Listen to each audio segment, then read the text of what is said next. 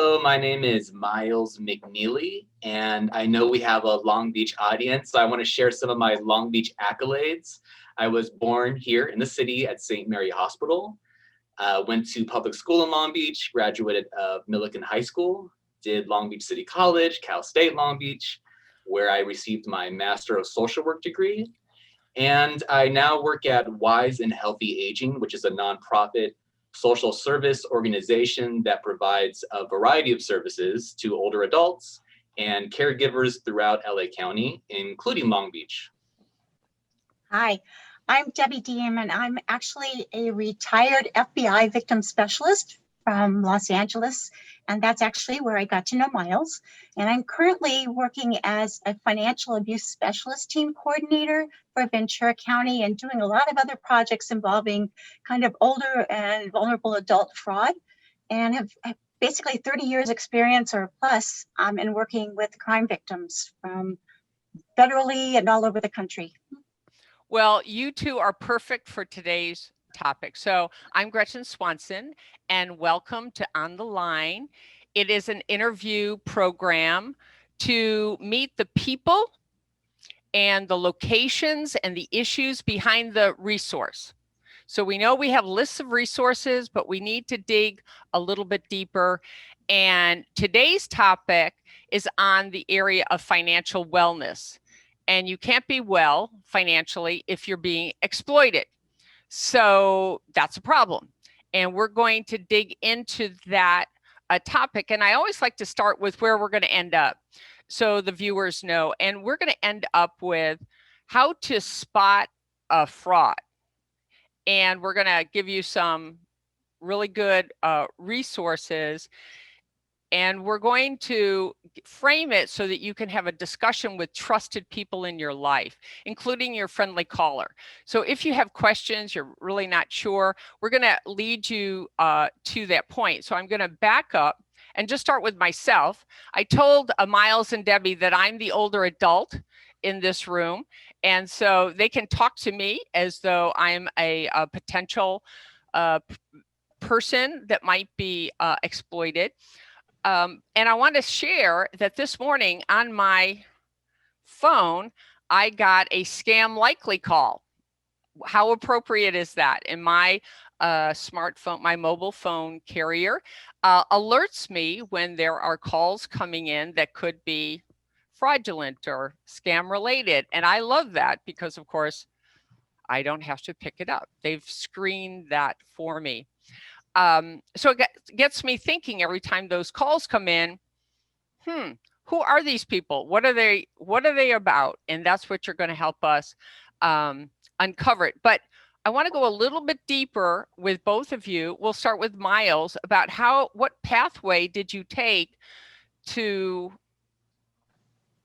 understand elder abuse relative to financial scams?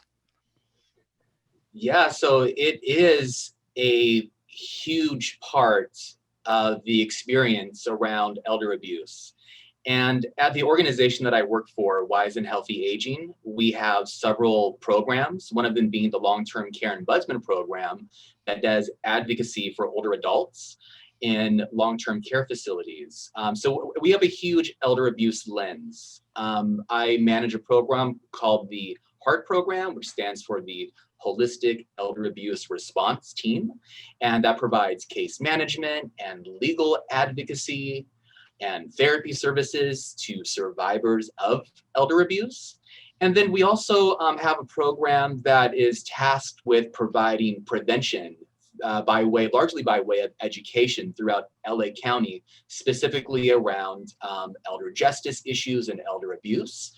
And we can't talk about elder justice, we can't talk about elder abuse without talking about scams and financial exploitation. So it is a key part of the work we do at Wise and Healthy Aging. And this is a topic that is constantly evolving, and we're always learning more and wanting to share what we're learning with the communities that might be impacted. Excellent. There's so much in there that is needed, and you're responding to that need. Hopefully we can share some of that further, certainly as a contact point, but of course, we'd like you to enlighten us as we go through the discussion. And Debbie, how did you come to tell me again what you were for the FBI? I mean, it's just awesome. I worked as a victim specialist. So Wow. every FBI office has staff that is responsible for ensuring and protecting the needs and rights and providing resources and services to people that are victims of federal crimes under investigation by the FBI. And often those included the kinds of crimes that we call these financial crimes, and especially against older adults, things like investment frauds and these transnational crimes that we're going to talk about today, but healthcare crimes and crimes where people have money extorted from them and embezzled from them, and identity theft crimes, mortgage fraud, all these kinds of things were a great education, where my victims actually educated me and led me to find resources like Wise and Healthy Aging, which I wish there was one for every community in the United States. We're so fortunate to have that in Los Angeles. Because the resources sometimes aren't that easily found. You know, so I'm getting kind of a headache here because this is so huge and complex, and I have to think about it as the older adult in the room. But in preparing for today, you know, we know there's a lot. California is a big state, lots of people, but we have 8 million older adults. That's more than some states have in populations. I mean, we got a lot of people here, but the statistic, and I know that it can fluctuate, but 30,000 cases of financial exploitation a year, not just over 10 years or the lifetime, 50 years, 30,000, and it's probably underreported. So there's cases occurring every day, here and now. While we're on this call, in this interview, people are being exploited in very serious ways, and that is huge. So you've got my interest, but I also need to understand, is it overwhelming, or is there something that I can do as an older adult? Because a lot of literature looks at older adults as being vulnerable. And I ask you, I'm going to flip that back. I don't perceive myself as vulnerable. You know, maybe that's the problem. Maybe it's perception, but maybe I am becoming less vigilant about some things that would be protective. And as you share, I'm hoping you're going to think about, well, what could Gretchen do to be more protected about potential exploitation? So Miles, we're going to start with COVID, because I think there's, for every day of the week, there's a different scam opportunity for people relative to this crisis that we're in. So we have people that are vulnerable because we're in the pandemic, and then they have a financial impact, so they feel more vulnerable. And now someone's coming to their door or through the phone with some message. So can you outline what some of those messages are? Absolutely. And I think a theme that you're going to hear throughout our discussion today is that these scams are constantly evolving, and scammers are pretty clever with coming up with different and new ways to engage with folks that they're trying to get money or information or resources from. Some of the most common COVID scams we've seen over the past several months are around three basic areas. One is specifically around health. So trying to get folks to purchase products that may prevent someone from getting COVID or treatments for COVID. Now, as far as home test kits go, there really are very few that have been approved by the FDA for home use. And those kits need to be approved by your doctor. So if you're getting a phone call, if you're getting something in the mail that says that you can access this and it's not coming from your doctor, that's a huge red flag that something's not right about it. And besides actually getting direct payment from somebody, sometimes people are trying to gather information, other personal information that can be used for identity identity theft. We see a lot of issues around Medicare fraud as well. And we always encourage people to protect their Medicare number and protect it like it's a social security number. So I'm going to stop right there because you've given me a lot to think about. So first of all, these tests and potential treatments would only come from one's personal physician. Right. Yes. So that's the first spot. The spot is if it comes in as a phone call or an email or an envelope, it is that right away is not okay, because the way people get treated for COVID is through their personal physician, right? Okay, That's I want to point that out because people will say, but there's, because they hear people are getting these things, but it's only coming through your personal physician. That's a perfect way of summarizing it. If there's questions around any kind of treatment or product around COVID, the best thing to do is call your primary care physician and consult with them. Right.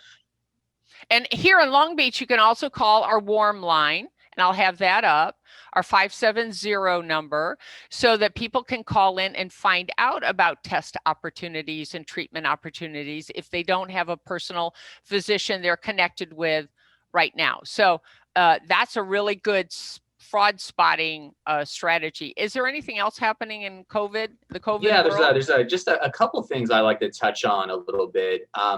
One is contact tracing, which is a legitimate thing in general, where a public health department or some public health official is trying to trace who may have been exposed to the COVID virus.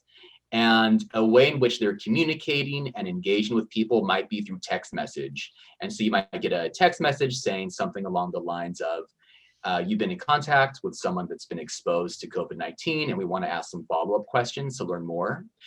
Now, there's also a scam where somebody might get a text message that looks almost identical to that text message. And the text and the language used is so close to the legitimate one. What we recommend is, just to be safe, to contact your local health department to confirm that what you're getting is actually from the health department or from a reputable health official. So let me stop right there, because again, this is a lot to process, because we get a text and then we get another text, or we didn't know that we got the first text, we just got another text. First of all, we're getting texts, and the texts are coming in and they're saying something about more information. This is about contact tracing. And the first thing that the person needs to do is spot that expression and then call the city warm line. This is what goes right into the health department. So this is really, really good information, because people get texts and they think it's somebody that knows them or that it's legitimate because it came through via the text. So that is a really good detail. I wondered what our defense would be to that, Miles. Are there other COVID? There's one more I just want to briefly touch upon, and I think we might be talking about this a little bit more in detail later, but there's COVID relief, and there's been COVID relief, and it's possible we'll see more. And so that the way that people are receiving that relief, that money, is through the IRS. Now, this COVID season was kind of a double whammy, because IRS scams always kind of ramp up around tax season, which happened to be around the same time that the COVID virus started. So we were hearing from a lot of people in communities getting contacted around these scams around IRS relief payments, that you're due this money, you're owed this money, and there's something wrong with your account, and we need to fix it. And the way to fix it is either to, complete a payment that you owe, or it's to share more personal information about yourself that can then be used for identity theft. So, well, we all like money, Miles. I've just got to say, I keep dreaming that I'll win the lottery. I don't play the lottery, but if I did, I would want to win. So having the idea of money, sort of free money, as people might say. So here, what is the spot? So the spot is that it comes in usually by mail. Would that? Well, we see a lot of robocalls. I think that would be the most robocalls? common, and I'd invite Debbie to jump in on this one, but okay. I would say that robocalls would be the most common. So they come in as a robocall. Or a text. I think also a text. Okay, so we've got different methods, and they come in, and the pitch is, for you to get this relief, for you to get the money, we need to get something from you. Exactly. And how do they verify the authenticity of that request? Because there's so many different vehicles that could be coming into them, different methods. So what is the check for them, for us, for me? The check is that IRS will not contact you, and neither will Social Security. They will not contact somebody for Social Security, and they won't contact you unless you've already initiated contact with them. For the IRS, they first send, if there's a problem with money owed, first you'll get a letter and you're able to dispute that. So if you're getting this robocall, then it's a red flag right then and there that this is just not right. And I would add one more general tip around this is whenever you feel some kind of intense emotion, especially fear or stress from some unsolicited contacts, some contact that you weren't expecting, it's a good time to recognize that feeling and stop for a minute and think about it. That's a really great prompt to listen to your emotions. Yeah, I'm digging that, Miles, because I have somehow slipped into some of these interactions and I'm feeling intimidated from somebody I don't know about something that I never asked about. And so I'm asking myself, why am I feeling badly about something I never initiated? It's crazy, but it does push a center, an emotional center, which is unsettling. So let's transition because there's so many of these and we want to cover some, and y'all are fabulous in making this clear. There are the calls from some obscure jail, from some country I've never really been familiar with. And I guess this is called transnational scams and impersonation. This is someone's grandson. Debbie, talk to us about whatever this area is. I'm not even sure what it is. Okay, well, these are all scams, of course, and I always call scams being like a theft with a lie. So it's basically what's happening in a scam. With these transnational scams, and most of them I could kind of put under the term imposter scams as well. So things like the government imposter scams that Miles was talking about, whether it's the IRS calling or Social Security, or you might even get a notice, not so transnational, saying that jury duty, you failed to show up for jury duty and there's going to be an arrest. Or again, Social Security or IRS are going to arrest you immediately unless you pay by gift card and you run to the bank. And they may even keep you on the phone to prevent you from calling someone to check it out and see if it's real or not, while they get that gift card from you, or go to the bank to get whatever money they need. These are very, very common kind of government imposter scams. You'll also see them for utilities, saying that you haven't paid a utility and you need to go pay by gift card immediately. All of those are scams. So I'm just gonna, just because that's a whole lot of stuff. There's more people scamming than there are people scammed, I think, or certainly the idea is. So you get a call. Mm-hmm.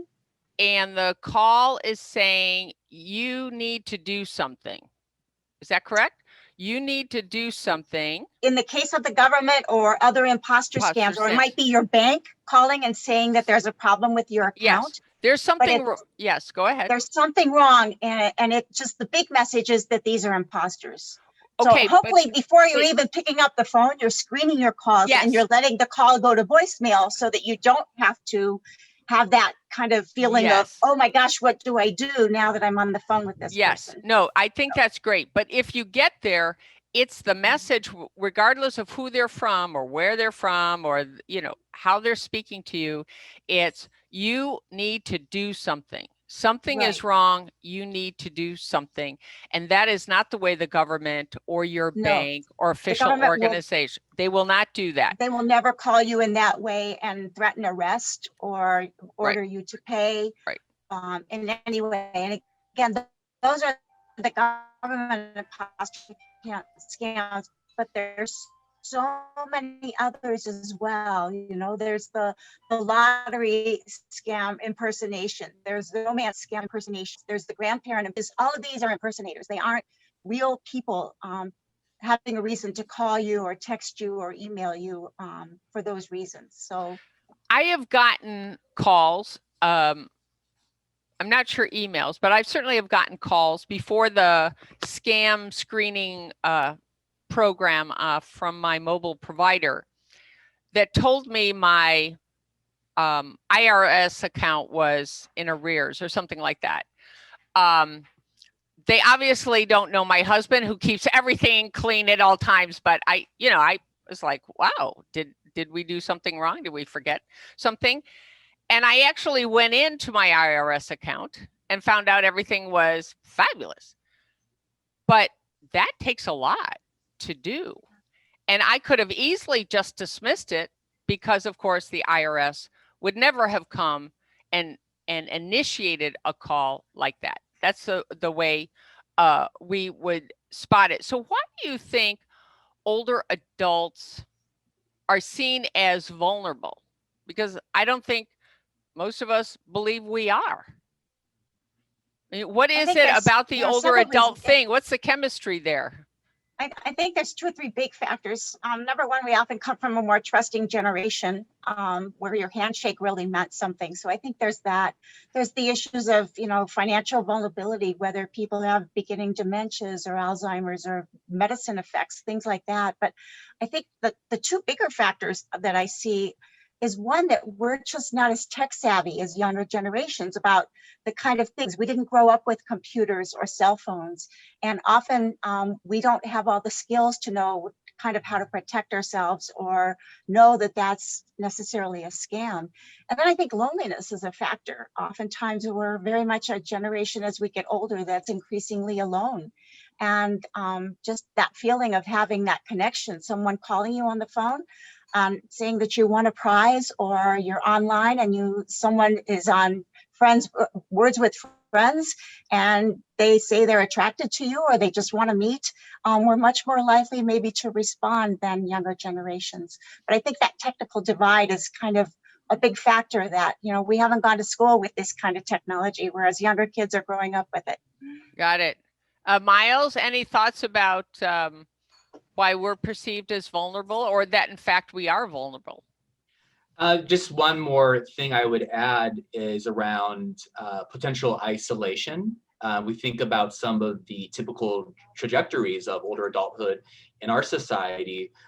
We lose some relationships when we retire. We might have family that have moved away. We might have partners or spouses that have passed.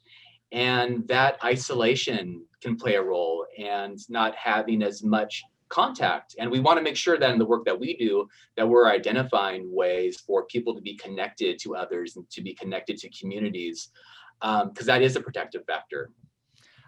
So here, I'm going to tell you what I do. I'm going to share it with the audience. Okay. This is how I've tried to reduce my vulnerability.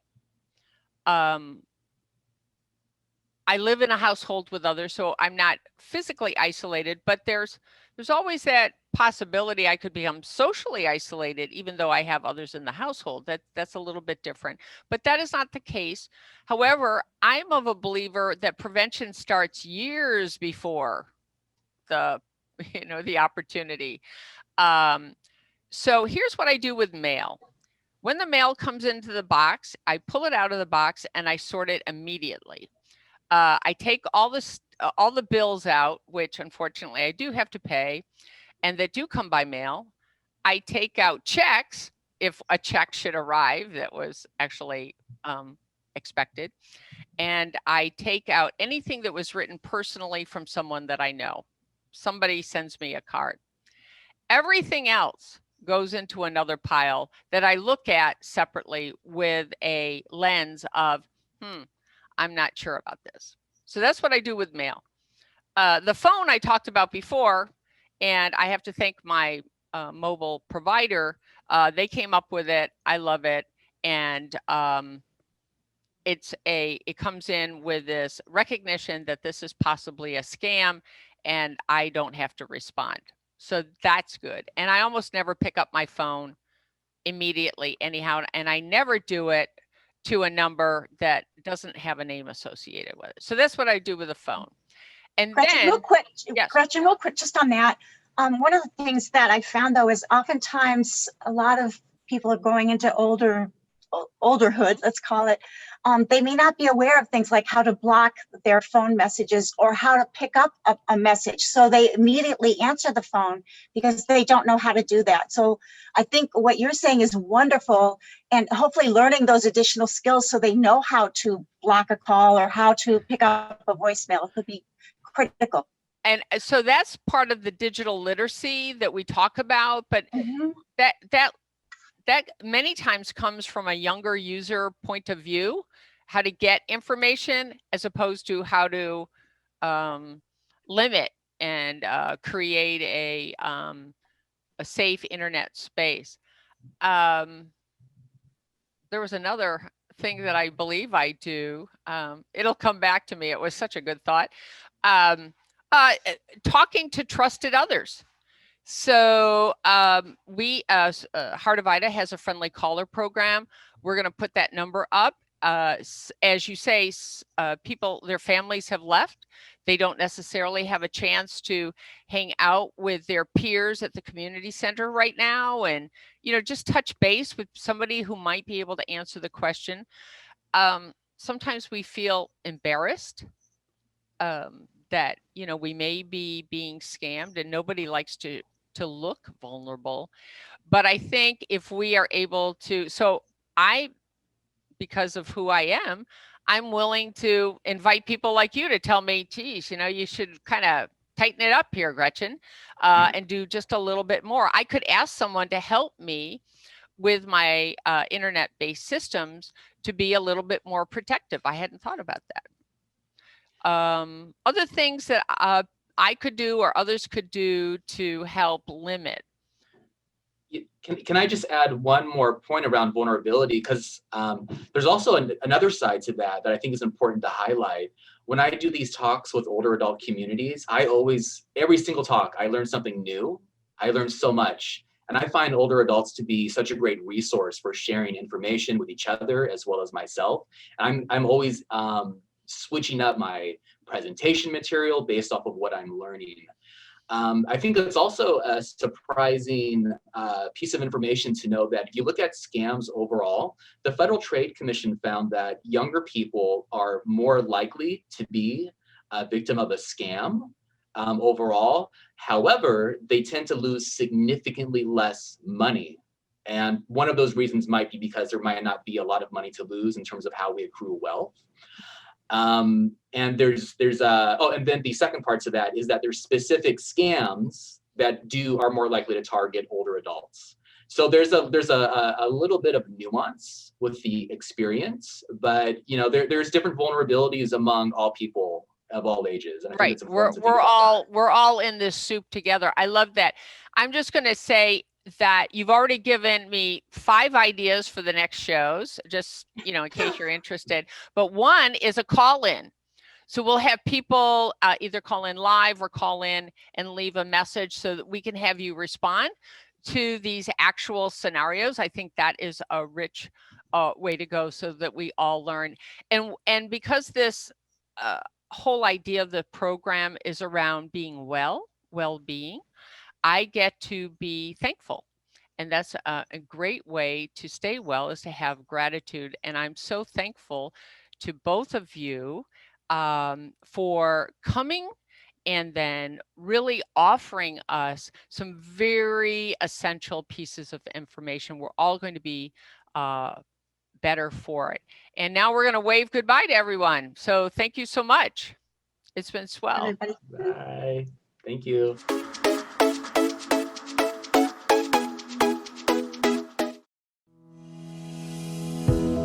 Medicare fraud costs billions of dollars each year and can lead to identity theft. Remembering some simple tips can help you prevent, detect, and report healthcare fraud when it happens. Prevent fraud by protecting your personal information. Medicare won't call to ask for your Medicare number. Never give it out to a stranger. Only carry your Medicare card when you need it, and keep a record of your medical visits and procedures. Detect suspicious activity. Review your Medicare statements for mistakes. Look for charges you don't recognize, duplicate billing, and services that weren't ordered or provided. Report suspected fraud, errors, or abuse as soon as possible. Call your healthcare provider and Medicare if you have questions about your Medicare statement, or contact your local senior Medicare patrol. All conversations are confidential. Learn more about how to prevent, detect, and report healthcare fraud by contacting your local SMP or visiting www.smpresource.org.